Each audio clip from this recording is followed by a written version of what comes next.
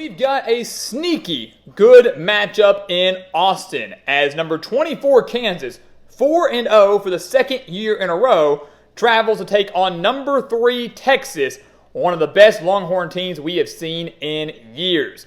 This has the opportunity to be a fun one, an under-the-radar top 25 matchup on Saturday, and we're here to break down everything you need to know for this game and, of course, share our official prediction.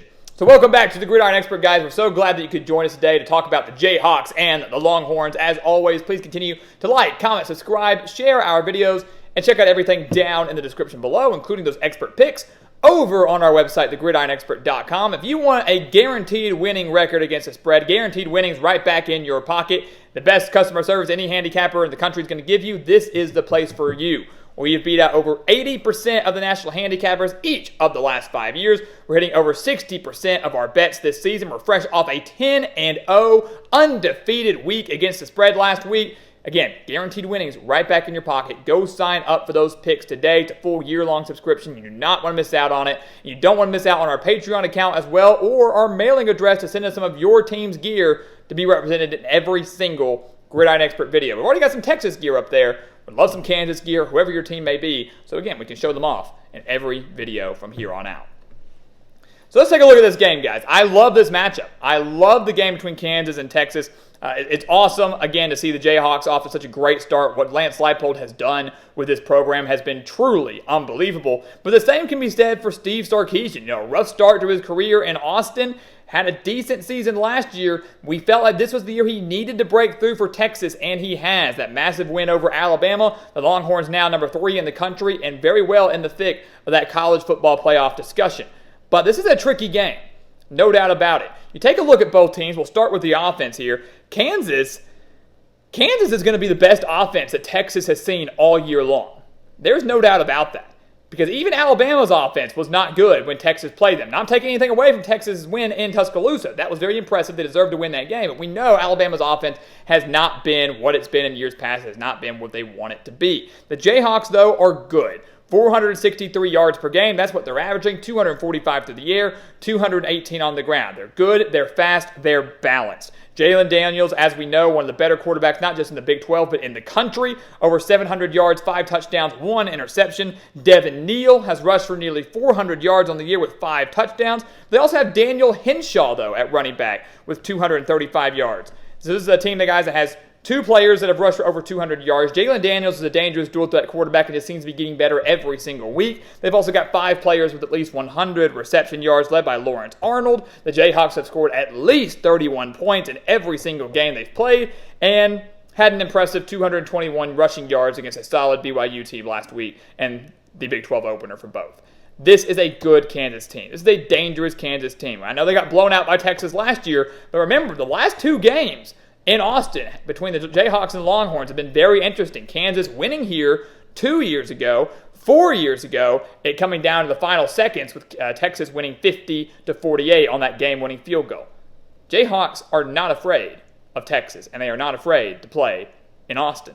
Take a look at the Longhorns, though. They've got a great offense of their own. They have one of the better quarterbacks in the country, and Quinn Ewers, who's thrown for over 1,000 yards, 9 touchdowns so far this year, 277 passing yards per game for the Longhorns, 432 total yards per game. They, like Kansas, have scored over 31 points in every single game this year, including 34 points in that win over Alabama in Tuscaloosa, and then last week when they beat Baylor on the road 38-6.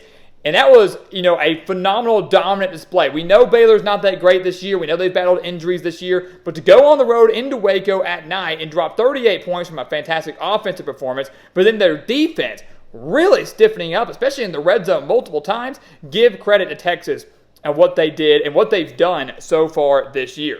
What's really impressive about this team right now, especially offensively, is how well Quinn Ewers is taking care of the football. He has yet to throw an interception this year. So he's slinging it, dinging it, doing everything you can do, and he's taking phenomenal care of the football. That's how you win football games. That's how you win games, is taking care of the ball, winning the turnover battle, and winning it because you didn't commit any on your own.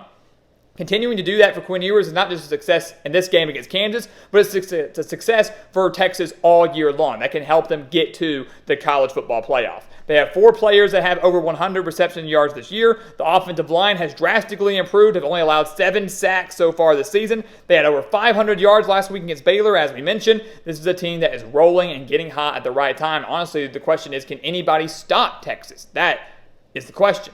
We take a look at Kansas. Can their defense stop this Texas offense? Can Kansas be the one to slow down the Longhorns? Well, if you're looking at the Kansas defense from last year, you'd say absolutely not. The Kansas defense from this year, you might say maybe, because they've improved. Certainly have improved. Yeah, we know they haven't played anybody that great. BYU was probably the best team they played. I know they torched Illinois, but Illinois no good this year either. This is a team that's only given up 297 yards per game on the year, only 204 through the air, only 93 on the ground. Kansas doing a really good job of limiting their opponents on the ground. They're basically saying, beat us through the air. Come on, do it. Well, Texas can, right? They've got one of the better quarterbacks in the country. Quinn Ewers can beat them through the air. So what Kansas really has to do is they've got to play a full, complete game defensively. They've got to play a complete game defensively. What they did last week was awesome against BYU. They allowed 366 yards, held BYU to 9 rushing yards on the day, but allowed 357 passing yards.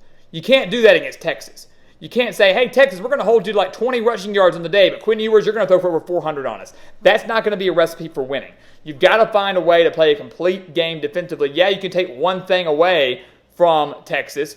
And if I'm Kansas, I'm trying to take away the pass. I'm trying to take away those big plays. I'm trying to take away their best player on offense, which is their quarterback. But overall, they've got to find a way to shut them down on both sides. They've got to find a way to play one full 60 minutes defensively. So can they do that? Can they do that? They have 12 sacks on the year. They have forced 7 turnovers on the year. I expect them to get at least 1 turnover against Texas. I expect them to get a decent amount of pressure on Quinn Ewers. Again, this is going to be a very solid defense, no doubt about it.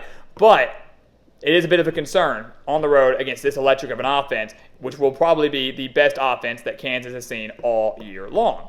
Take a look at Texas. This is a very good defense. We want to talk so much about Quinn Ewers. We want to talk so much about the Texas offense. I think people sleep on the Texas defense and how good they are. They're giving up over 298 yards per game. And I always say, if you can hold a team to over 300 yards per game on average, you're doing a really good job. Right now, Texas is doing that, although the season, yes, is still young. 211 passing yards per game, 87 rushing yards per game. So like Kansas, holding their opponents to under 100 rushing yards per game, limiting them, and making them one-dimensional. Problem for Kansas is if Texas goes in there and shuts down the run game, I don't know if Jalen Daniels can win this game solely through the air. He's phenomenal. He's great. He's got the weapons outside. I'm not doubting his ability. But can Kansas win a game without being balanced? They've been balanced all year long. They've relied on that dual capability of running and throwing. Can they win being one-dimensional? That's my concern. Texas is doing a really good job of that. The most points Texas has allowed this year, 24 points, in that win over Alabama just a few weeks ago.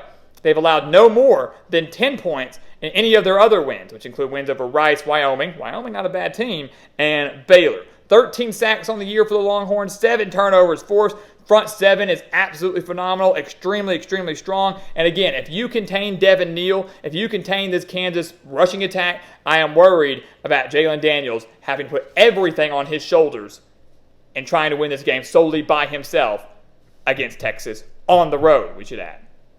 So ultimately, guys, you kind of get the vibe. You kind of get where we're going with this. We're definitely picking Texas, right? Although I will say I don't think this is going to be like last year's 55-14 win for the Longhorns. Texas was angry after that upset loss in 2021.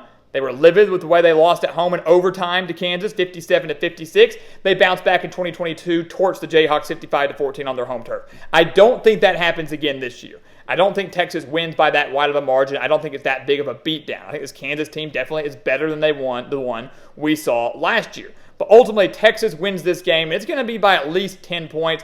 Might even go all the way up to say by that it's at least 14 points. Kansas hangs with the Longhorns early, but the Texas defense comes through, forces a couple of mistakes. The offense led by Quinn Ewers capitalizes off of those. They get an insurmountable lead for Kansas. Kansas unable to come back from that, and the Longhorns run away with this victory, move on to 5-0, maintain their top 3 ranking, and then prepare for the last Red River Showdown, at least in Big 12 play, as they take on Oklahoma in Dallas next week. And you can bet your money we'll have a video just like this for that game right here on the Gridiron Expert.